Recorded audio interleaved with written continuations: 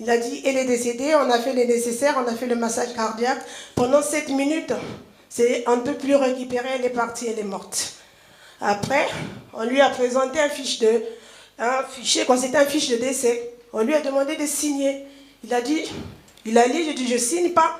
Tant que je ne l'ai pas vu, je ne vais pas signer. Il dit, vous ne signez pas? On va aller la chercher, vous allez la voir. Il dit, avant de signer, moi je vais d'abord la voir. On est parti me chercher, j'étais dans un lit avec un drap blanc sur la tête. Donc quand on a enlevé le drap, mon mari l'a vu. J'avais la bouche bien bandée, les yeux bien bandés. Je dis, vous avez vu? Signez maintenant. Il a dit, non, je ne signe pas. Je sais que moi, vous me regardez, je ne suis pas moche, je suis élégante, je suis beau. Donc, je n'étais pas en boîte de nuit, monsieur le docteur. J'ai passé ma nuit à prier Dieu. Je ne peux pas comprendre que je rentre le matin, Dieu va prendre ma femme. Il dit, non, ce n'est pas possible.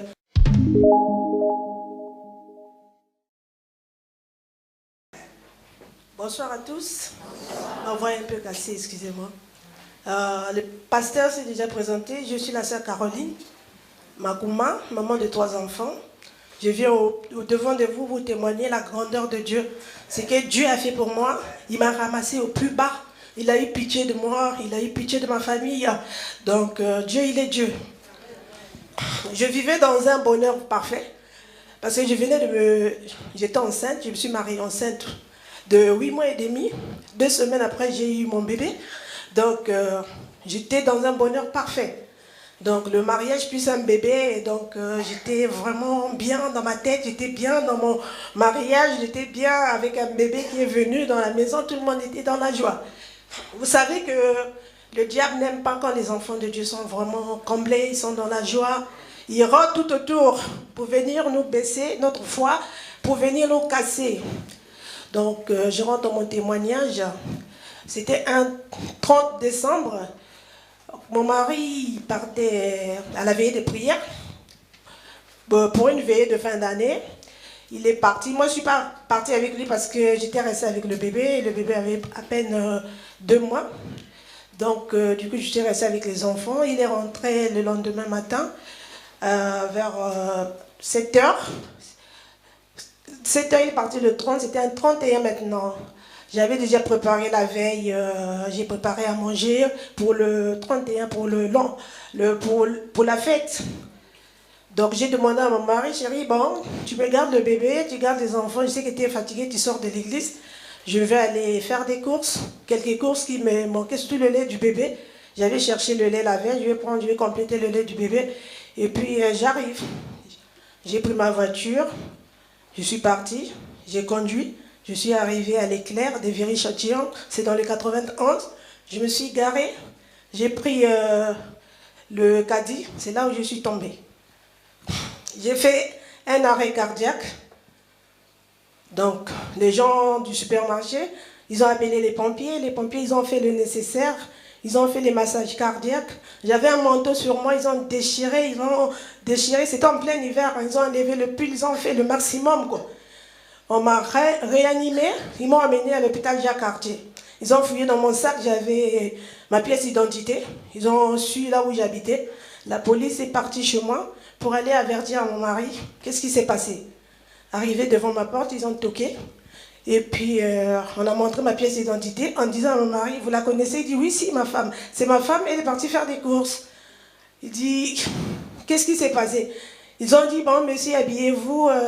Elle a fait un malaise. On ne lui a pas dit toute l'ampleur de la chose.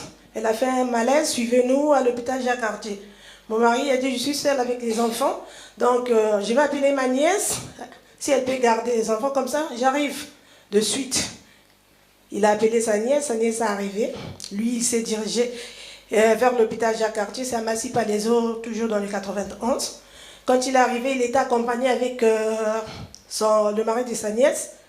Il s'est renseigné, on lui a dirigé vers la salle d'attente. Quand il rentre dans la salle d'attente, il y avait 6 infirmiers, un docteur, un psychologue, tout le monde tout autour, il vient, il se présente. Il dit, mais c'est qui est le mari? Il dit, c'est moi, monsieur Makouma, c'est ma femme, elle a fait un malaise. Elle n'a pas fait un malaise, elle a fait un arrêt cardiaque, mort subite, donc elle est morte, elle est décédée. Lui, il a dit, comment décédée? Comment ça se fait qu'elle est décédée? Elle m'a dit, elle est partie faire les courses. Comment ça se fait qu'elle est décédée? On dit, monsieur. Donc, on voulait le préparer à la mort, quoi. Il a dit, elle est décédée, on a fait le nécessaire, on a fait le massage cardiaque. Pendant 7 minutes, on ne peut plus récupérer, elle est partie, elle est morte. Après, on lui a présenté un fichier, quand c'était un fiche de décès. On lui a demandé de signer. Il a dit, il a lu, j'ai dit, je ne signe pas. Tant que je ne l'ai pas vu, je ne vais pas signer. Il dit, vous ne signez pas? On va aller la chercher, vous allez la voir. Il dit, avant de signer, moi je vais d'abord la voir. On est parti me chercher, j'étais dans un lit avec un drap blanc sur la tête. Donc quand on a enlevé le drap, mon mari l'a vu, il est resté bien, il n'a pas pleuré, il n'a pas paniqué.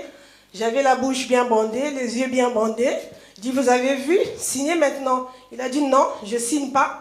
Je sais que moi, vous me regardez, je ne suis pas moche, je suis élégante, je suis beau. Donc, je n'étais pas en boîte de nuit, monsieur le docteur. J'ai passé ma nuit à prier Dieu. Je ne peux pas comprendre que je rentre le matin, Dieu va prendre ma femme. Il dit, non, ce n'est pas possible. Branchez-la. Il dit, bon, on va brancher quoi sur elle? J'ai dit, branchez-la. Et puis les médecins ont dit, mais vous faites quoi vous, monsieur? Quel est votre métier à vous? Il dit, je suis menuisier. Ils ont dit, mais ne confondez pas la menuiserie, la médecine à la médecine à la menuiserie. Donc nous, on fait notre métier, on vous dit qu'elle est morte. Il a dit, je signe pas, branchez-la. Il y a 6, ils étaient 6 et un docteur. Les 6 ont dit, d'accord, on va la brancher.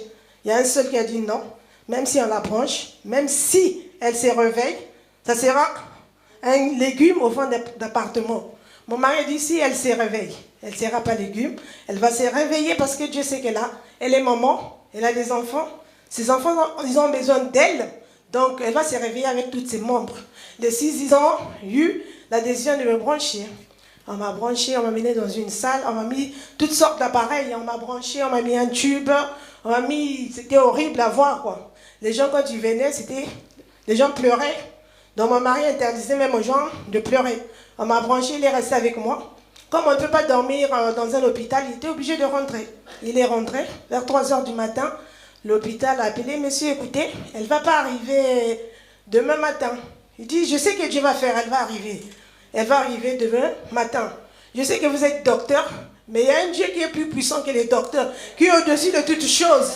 Mais je nie pas votre métier. Mais je sais que celui qui est au-dessus de tous les rois, au-dessus de tout le monde, il va faire quelque chose. Elle va arriver demain matin. Le lendemain matin, il vient à la maison, et il vient à l'hôpital, excusez-moi. Il arrive, j'étais là.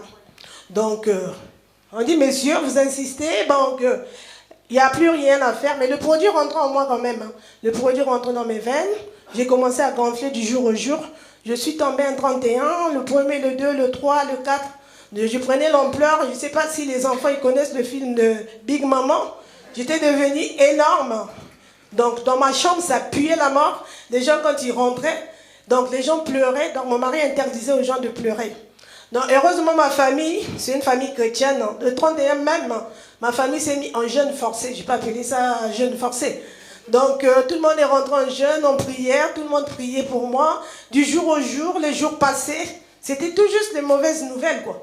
Donc on demandait toujours à mon mari, on l'approche, il disait toujours, Dieu va faire. Donc on l'avait surmené, regardez le monsieur qui parle tout le temps de Dieu. Nous on est juifs, on croit en Dieu, mais messieurs, on est médecins, c'est notre métier. Elle est morte, donc on attend seulement votre décision. Donc voilà, il dit, mais je sais que Dieu va faire. Je suis patient, j'ai confiance en ce Dieu-là. Je vous mets au défi, non? Si vous allez gagner ou moi, je sais que mon Dieu, il va faire. Au fur et à mesure, les journées passées, on est arrivé pour faire vite vers le 19. Le 19, le 20. Donc il y avait une femme, une aide-soignante qui rentrait pour faire, je ne sais pas, pour faire le lit ou faire quoi.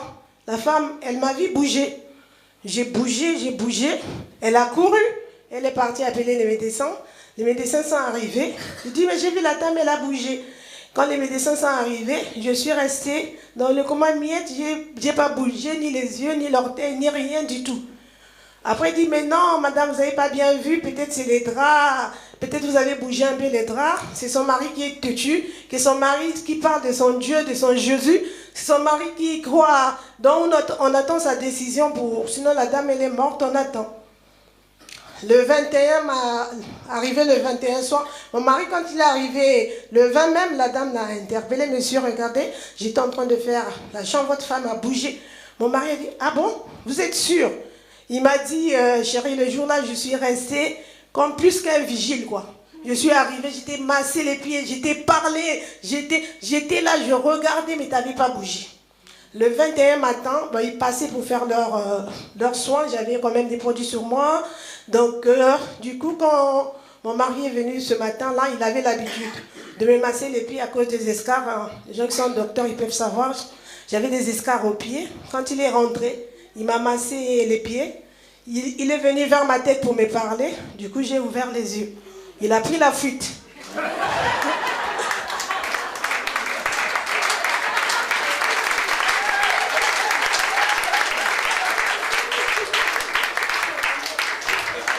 Il a pris la fuite, il est parti appeler les docteurs. Ils sont venus tout autour de moi. J'ai pu refermer les yeux. Je regardais, j'ai vu les appareils qui étaient sur moi, dans ma bouche. Donc je me suis dit au fond de moi, mais qu'est-ce que j'ai fait? Ils sont arrivés, ils m'ont entouré. Ils m'ont dit, madame, si vous attendez, je ne pouvais pas. J'avais les mains liées, hein, les pieds liés, au cas où si peut-être je pouvais me réveiller. Donc on me dit, madame, si vous écoutez, donc clinez, faites-nous un signe. Même des yeux, j'ai fait les signes des yeux. Après, entre eux, les docteurs, ils se sont partis. Ils ont parlé un peu pour dire, on va voir si vraiment sa tête fonctionne. On a demandé à mon mari. Donc, ils sont partis chercher l'ardoise Vélédra, donc avec un stylo. Mais j'avais les mains vraiment tout fines. On m'a dit de demander de dire qui est ce monsieur-là. J'ai écrit Marie. Après, ils ont remué la tête. Et moi-même, j'ai demandé l'ardoise. Puisque j'avais laissé un bébé de 2 mois dans le lit, j'ai écrit, où est mon bébé? Après, mon mari m'a dit, le bébé, il va bien, elle a grossi, elle va bien, les enfants vont bien. Après, ils ont demandé à mon mari, va la parler. Donc, il ne pouvait pas aussi me parler avec tous les mots durs. Il m'a dit, chérie, ça fait 3 jours, 4 jours que tu es là. Tu as fait un malaise. Il ne m'a pas dit, tu as fait un arrêt cardiaque, la totale, tout. Tu as fait un malaise, tout va bien, tu es belle, machin. Donc, je ne comprenais pas pourquoi. Je regarde et puis il y avait la photo de mon fils, le premier, pour dire, Caroline, je t'aime. Donc, dans ma tête, je me disais, mais qu'est-ce que j'ai fait? Qu'est-ce qui se passe? Je n'avais pas de souvenir, quoi, de combien de jours que j'avais fait vraiment à l'hôpital. Du coup, à un moment, mon mari était obligé de rentrer. Les docteurs, ils sont partis. Je suis restée seule avec lui. Il m'a dit, bats-toi, Dieu est avec toi. Jésus t'aime, chérie. Donc, bats-toi, c'est fini maintenant. Maintenant, quand il m'a dit, j'arrive, j'ai fait un tour à la maison, je vais aller voir les enfants. Peuple de Dieu, je suis restée seule, en intimité avec Dieu. C'est là où j'ai entendu la voix de Jésus dans mes oreilles. Tu viens, on vient à l'église, parfois on ne sait pas qui est Dieu. On vient à l'église, c'était peut-être par habitude, c'était mon cas à moi. J'accompagnais mon mari. Quand il y avait la louange, je dansais. Quand le pasteur prenait le micro pour prêcher, je ne comprenais rien. Il y a des sœurs ou des frères qui disaient, Dieu a dit. J'ai dit, pourquoi Dieu dit ce mot à eux, pas à moi? C'est pas vrai. Mais le jour-là, je suis restée seule avec mon Dieu, il m'a parlé. J'ai entendu la voix de Dieu, il m'a dit, donc, il a utilisé le psaume 23, même si tu passes par la vallée de l'ombre de la mort, ne crains aucun mal. J'ai entendu cette voix, je me suis dit, je dois me battre. Après, il m'a dit, Dieu, il est Dieu. Il est puissance, il est vérité. Il est tout puissant. J'avais toute cette lumière qui venait au-dedans de moi. C'est comme s'il y a une peau qui s'est levée, qui s'est transformée au-dedans de moi. Je voyais Dieu maintenant avec une autre ampleur. Je me suis dit, mais franchement, mais le Dieu, il est vraiment Dieu, quoi. Donc j'ai écouté la voix de Dieu, j'étais là, Dieu me parlait, j'étais là. Dans mes oreilles, il m'a dit, c'est fini maintenant. Tu vas me servir, c'est fini maintenant. Donc, pour se dire, ce Dieu-là, il est bon, il a eu pitié de moi, il a eu pitié de mes enfants, il a eu pitié de ma famille. Donc ce Dieu-là, pour moi, il est venu me ramasser au plus bas, il m'a élevé pour moi, j'étais morte, hein. pour tout le monde, elle était morte, c'était fini. Donc Dieu il m'a redonné vraiment une vie, mais pas possible quoi. Ce que je voulais aussi souligner ce soir, hein, on peut être moindre dans la vie, hein, petit, tu vois. Je prends l'exemple de Michael Jackson, quand il a fait son arrêt cardiaque, il y avait tout le monde à côté, les docteurs, tout. Mais si on vous prend Michael Jackson, on met Caroline inconnue, Caroline Makouma, Dieu il a choisi qui?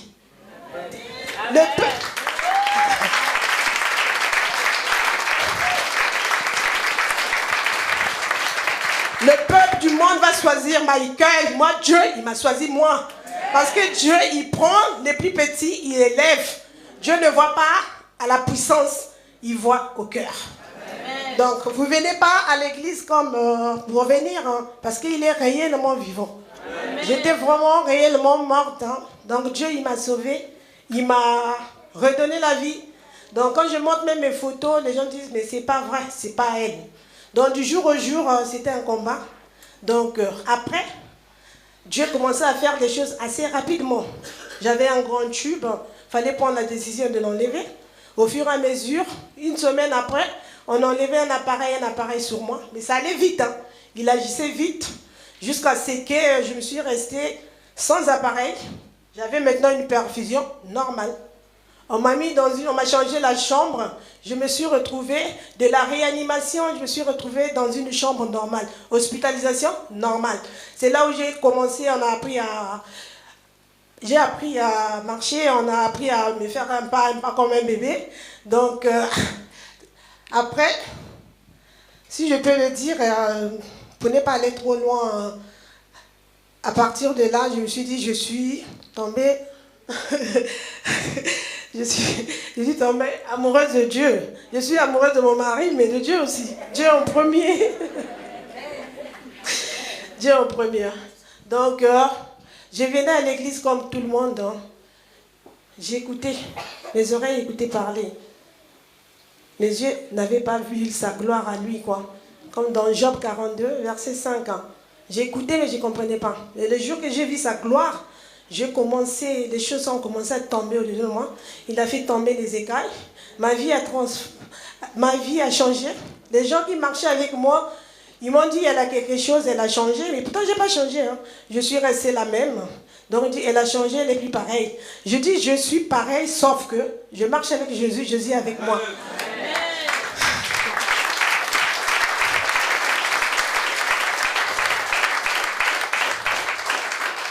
Donc, je voulais remercier mon mari pour sa foi. Sans lui aussi, franchement, je ne pouvais pas témoigner devant vous.